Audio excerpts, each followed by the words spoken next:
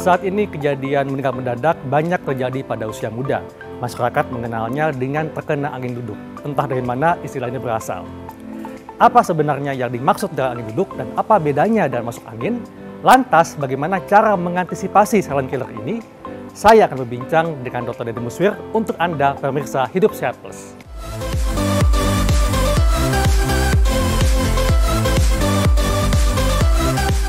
Memang selama ini kita mengenal ada istilah di masyarakat seperti suatu penyakit yang ditandain adanya angin duduk atau masuk angin.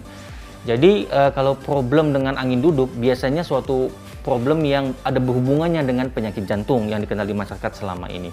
Sedangkan masuk angin lebih ke arah problem di otot seperti ada gangguan pegel, rasa tidak nyaman dan lain-lain.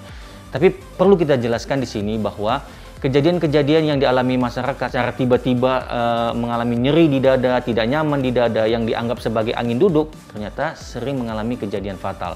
Oleh sebab itu, perlulah kita membahas untuk mengetahui lebih lanjut mengenai apa yang dimaksud dengan angin duduk ini. Jadi memang angin duduk ini berkaitan dengan masalah pada jantung.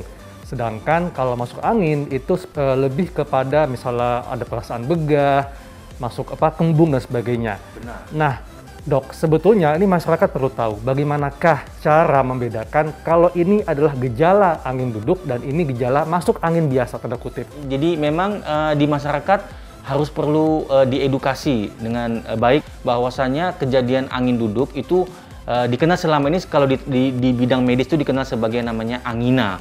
Angina itu terjadi sebetulnya disebabkan adanya suatu keluhan berupa nyeri dada. Nyeri dadanya ini yang berhubungan dengan problem penyakit jantung itu sebenarnya dikenal secara khas tanda dan gejalanya. Misal, nyeri dadanya itu seperti ditimpa beban berat. Kemudian, nyeri dadanya itu seperti diremas. Kemudian seperti ditusuk oleh benda tajam. Di mana nyeri dadanya ini bisa menjalar ke tangan kiri, kemudian bisa ke rahang, kemudian bisa ke arah kepala ke atas, kemudian bisa juga sampai menembus ke punggung. Jadi ini sangat berbeda kelihatannya dari sisi gejala dari angin duduk yang dikenal oleh masyarakat atau oleh medis dikenal sebagai angina, dan bila kita bandingkan dengan misalnya kejadian masuk angin seperti itu. Jadi tadi dikatakan bahwa memang karena angin duduk ini berkaitan dengan masalah pada jantung dan tadi disampaikan juga bahwa bisa menyebabkan kematian atau fatal. Nah, kenapa dok angin duduk ini bisa menyebabkan kematian atau kefatalan tadi dok? Jadi kejadian fatal karena penyakit yang dikenal oleh masyarakat sebagai angin duduk ini sebenarnya terjadi karena ada gangguan keseimbangan di sistem oksigenasi. Oksigenasi itu adalah seperti pemberian oksigen di dalam jantung. Jadi jantung itu untuk bekerja dengan baik memerlukan oksigenasi yang cukup. Jadi antara suplai yang diberikan dan dengan kebutuhan oleh jantung itu harus berada di dalam keseimbangan. Nah, jadi keseimbangan ini yang perlu dijaga. Ada pada saat-saat di mana keseimbangan tersebut terganggu. Misalnya pada pasien yang sedang menjalani olahraga, pasien lagi sedang emosi, pasien lagi sedang sakit, beban kerja terlalu berat. Nah, di situ berarti kebutuhan daripada oksigen jantung meningkat. Sedangkan pada fase tertentu itu suplai yang oksigen yang diberikan oleh tubuh ke jantung itu berkurang. Ada beberapa penyakit yang bisa menyebabkan suplai oksigen ke jantung berkurang. Salah satunya adalah penyakit jantung koroner.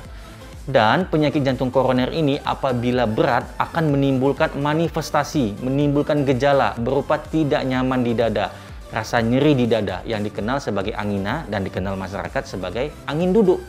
Jadi apabila seseorang sudah mengalami mengalami seperti keluhan angin duduk, berarti sudah ada masalah di jantungnya. Jadi ini sebenarnya cukup baik, berarti masyarakat sebenarnya sudah mengenal apa penyakit jantung tersebut. Hanya saja belum mengenalnya secara detail. Perlu untuk kita jelaskan lebih lanjut pada masyarakat. Karena tadi dikatakan bahwa adanya gangguan pada suplai oksigen, jadi ada gangguan pada pembuluh darah. Nah, kalau gitu masyarakat harus tahu dok, karena penyakit jantung ini kan macamnya banyak dok ya, dan juga faktor risikonya banyak seperti diabetes, hipertensi dan sebagainya.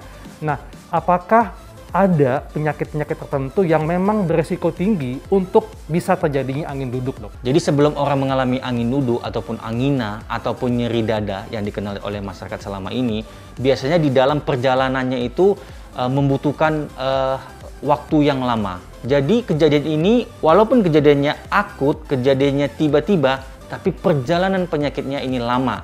Mungkin berbeda dengan penyakit-penyakit infeksi, virus, dan lain-lain yang sifatnya cepat. Tapi kalau untuk penyakit-penyakit seperti ini yang disebut dengan penyakit degeneratif membutuhkan perjalanan yang panjang dan lama. Dan untuk terjadinya angin duduk, nyeri dada, atau angina ini itu dibutuhkan suatu faktor resiko. Jadi disebabkan oleh karena ada faktor resiko. Di antaranya seperti yang benar yang dokter sebutkan tadi, bisa karena diabetes, bisa karena hipertensi, obesitas, kemudian kadar kolesterol yang tinggi, faktor usia juga, jenis kelamin juga, jadi multifaktor. Jadi sebenarnya walaupun kejadiannya mendadak dan tiba-tiba, tapi perjalanan penyakitnya sudah lama. Apabila masyarakat bisa mengenalinya di fase-fase awal, di fase-fase dini, mungkin kejadian fatal bisa kita cegah. Ini kan kalau tadi dokter sampaikan mengenai faktor risiko tadi, masyarakat kan akan memikir bahwa ini penyakit orang tua. Sedangkan ternyata saat ini banyak sekali nih usia muda yang meninggal akibat terkena angin duduk ini. Nah, ini kenapa, Dok? Angin duduk, angina, ataupun nyeri dada, atau dikenal juga sebagai serangan jantung mendadak. Sebelumnya berdasarkan riset by statistik memang biasanya dialami oleh jenis kelamin pria dengan usia lebih dari 40 tahun. Namun dengan adanya perubahan pola hidup, exercise yang berkurang, kemudian pola makan yang kurang baik, tingkat stresor psikososial yang sangat tinggi, tentu juga, Dok, ya? Iya, benar sekali. Itu menyebabkan usia kesininya semakin muda untuk mengalami penyakit angin duduk ini, yang dikenal di masyarakat oleh sebagai angin duduk ini. Di masyarakat kita itu kan lazim dengan kerokan. Kalau sakit sedikit, kerokan. Nah, ini ada fakta mitos yang mengatakan kalau angin duduk dan masuk angin dapat sembuh dengan kerokan. Fakta atau mitos? Ya, jadi sebenarnya itu adalah merupakan mitos ya, Dok ya. Tidaklah benar adanya bahwa suatu penyakit yang kita kenal sebagai angin duduk ataupun angina ataupun nyeri dada bisa membaik, berkurang, atau sembuh hanya dengan berupa sebuah kerokan. Memang benar pada mereka yang mengalami kerokan itu merasa lebih nyaman, merasa lebih enak, ngerasa ototnya lebih seger. Jadi itu lebih ke arah faktor endorfinnya saja sebenarnya. Tapi efek sampingnya juga banyak seperti kerusakan pada endotel kulit, pada sisi kulit bagian luar, kemudian bisa menimbulkan infeksi dan justru menimbulkan keluhan-keluhan lainnya. Dan sama sekali tidak bermanfaat di dalam mengatasi suatu penyakit angin duduk tersebut. Jadi itu hanya efek sugesti dan malah berisiko kalau koin yang digunakan itu tidak bersih, Dok, ya? Iya, bisa terjadi infeksi dan lain-lain. Indonesia ini kan beriklim tropis sehingga kita terkadang merasa kepanasan, Dok, ya. Dan ini ada yang mengatakan kalau terbiasa atau sering tidur di lantai atau menggunakan kipas angin bisa beresiko terkena angin duduk atau masuk angin. Ini fakta atau mitos, Dok? Jelas ini merupakan suatu mitos ya, Dok ya. Tentu kita mengetahui selama ini faktor-faktor risiko yang saya sudah sebutkan tadi untuk ke arah penyakit jantung koroner yang berupa angin duduk tersebut.